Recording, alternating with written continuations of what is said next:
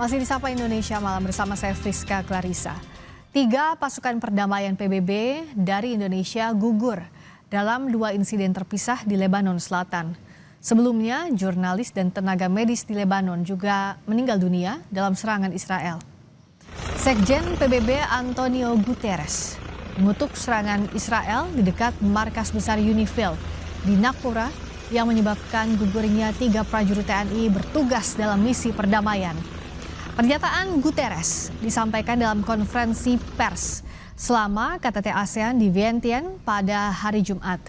Guterres juga mengatakan serangan melanggar hukum humanitar internasional sehingga pasukan penjaga perdamaian harus dilindungi oleh semua pihak yang terlibat dalam konflik. Insiden ini tidak dapat ditoleransi dan tidak boleh terulang. I condemn the fact that there was shooting against the UN premise, wounding 2 peacekeepers, which is a violation of international humanitarian law. Peacekeepers must be protected by all parties of the conflict. And what has happened is obviously condemnable. There was naturally a reaction from many sides in solidarity with the peacekeepers that were wounded, and in telling Israel very clearly that this incident is intolerable and it cannot be repeated. Dalam keterangannya, Wakil Sekjen PBB untuk Operasi Perdamaian, Jean-Pierre Lacroix mengatakan 2 pasukan perdamaian Indonesia tewas lebih awal. Keduanya gugur ketika ledakan mengenai konvoi logistik UNIFIL dekat Bani Hayyan di sektor timur. Sehari sebelumnya, seorang pasukan perdamaian Indonesia meninggal dunia akibat ledakan di dalam pangkalan UNIFIL di Et Taib, sementara 1 orang yang kritis dievakuasi ke Beirut. We strongly condemn these unacceptable incidents, and peacekeepers must never be a target. UNIFIL is investigating these incidents to determine the circumstances of these tragic developments. We also remain seriously concerned about several aggressive incidents against UNIFIL peacekeepers in the past couple of days. All acts that endanger the peacekeepers must stop, and all actors must adhere to their obligations to ensure the safety and security of the peacekeepers at all times. The inviolability of United Nations installations must be respected. Our peacekeepers remain on the ground, carrying out Security Council mandated tasks in these extremely dangerous conditions. You can imagine that they are constrained in what they do, but they continue to do whatever is possible for them to. Majelis Permusyawaratan Rakyat (MPR) meminta agar pemerintah menarik pasukan perdamaian yang berada di Lebanon Selatan. MPR juga mendesak PBB agar segera mengusut dan memberi sanksi kepada Israel atas serangan yang membuat 3 prajurit TNI gugur dalam misi pasukan perdamaian. Majelis Permusyawaratan Rakyat mendesak kepada Dewan Keamanan PBB untuk segera menggelar sidang penyelidikan dan menjatuhkan sanksi terhadap Israel. MPR mengusulkan kepada pemerintah untuk memberi penghargaan terhadap TNI yang gugur dan terluka, serta keluarga yang ditinggalkan. Sesuai dengan konstitusi yang memerintahkan untuk melindungi segenap bangsa dan tumpah darah Indonesia, agar Indonesia menarik pasukannya dalam misi perdamaian tersebut, karena ini adalah daerah yang membahayakan bagi keselamatan TNI, seperti yang terjadi di Lebanon Selatan ini. Kita langsung berbincang dengan Wakil Ketua MPR RI Hidayat Nur Wahid. Assalamualaikum warahmatullahi wabarakatuh. Selamat malam Pak Hidayat.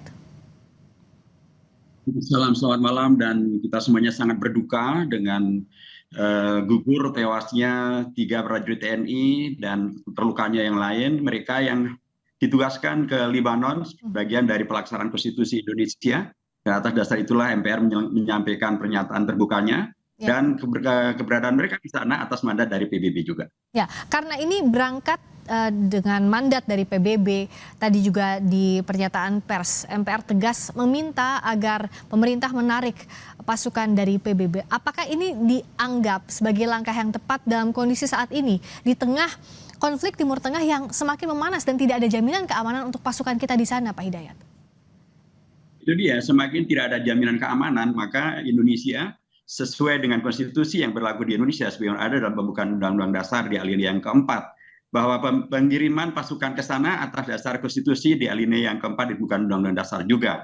Maka dalam pembukaan Undang-Undang Dasar itu ada penegasan tentang keharusan negara melindungi seluruh bangsa Indonesia dan seluruh tumpah darah Indonesia, dan apalagi bila itu adalah putra terbaik TNI kita, yang tidak boleh kemudian dibiarkan berada dalam kondisi yang sangat berbahaya. Kondisi yang sudah terjadi di Lebanon Selatan, di mana 3 pasukan TNI penjaga perdamaian di sana telah ditewaskan oleh Israel dan beberapa yang terluka, jelas sekali mengindikasikan tidak ada jaminan keamanan di sana. Israel telah membuka kedoknya, membuka topengnya bahwa mereka tidak menghendaki adanya perdamaian, tidak menghendaki adanya solusi untuk kemudian bisa menghadirkan perdamaian, dan karenanya sudah sangat sewajarnya bila MPR sebagai lembaga negara yang tadi menyampaikan tentang bahwa MPR bukan hanya pimpinan saja, tapi mewakili lebih dari 732 anggota MPR, keseluruhannya kami menyampaikan pendapat MPR untuk agar konstitusi kita tegakkan, melindungi, melakukan perdamaian,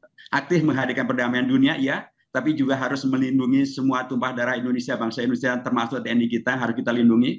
Dan ketika kemudian tidak ada jaminan keamanan dan terbukti telah terjadi serangan yang menewaskan pasukan penjaga perdamaian Indonesia, maka sudah sangat sewajarnya bila Indonesia memutuskan untuk menarik pasukan perdamaiannya dan tidak untuk kemudian juga mengirimkan pasukan perdamaian di kawasan yang tidak ada jaminan keamanan di sana. Dan Indonesia lewat Menteri Luar Negeri juga sudah mendesak PBB untuk membentuk rapat darurat Dewan Keamanan PBB. Apakah ini memang harus segera dilakukan? Kita tahu salah satu anggota Dewan Keamanan ada Amerika Serikat juga di sana, Pak Hidayat. Ya, ini juga sudah diusulkan oleh Perancis, ya, sebagai anggota Dewan Keamanan tetap PBB juga, dan sudah sangat sewajarnya kalau Perancis saja mengusulkan, di Indonesia juga harus lebih berani lagi untuk mengusulkannya. Dan memang seharusnya lah sebagaimana yang disampaikan oleh Sekjen PBB tadi, yang juga dinukil oleh Kompas, sudah sangat seharusnya bila penolakan dan bahkan pengutukan ini tidak hanya berhenti di tingkat penolakan dan pengutukan, tetapi penting untuk ada solusinya. Salah satu solusi itu adalah memang Dewan Keamanan PBB, dan memang di sana ada Amerika Serikat, tapi inilah momentum untuk menguji sejauh mana Amerika Serikat melalui presidennya yang kemarin katanya sangat menghormati Presiden Prabowo, sangat menghormati terhadap Presiden Prabowo dengan segala prestasinya.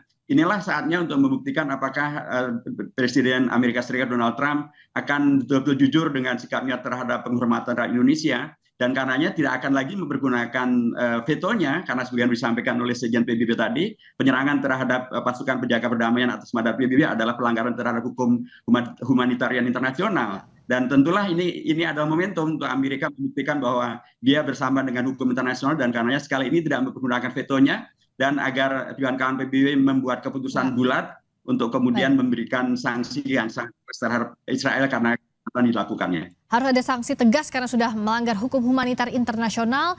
Terima kasih atas waktunya Pak Hidayat Nur Wahid, Wakil Ketua MPR RI. Sekali lagi duka kita untuk 3 prajurit TNI putra terbaik bangsa yang gugur di sana.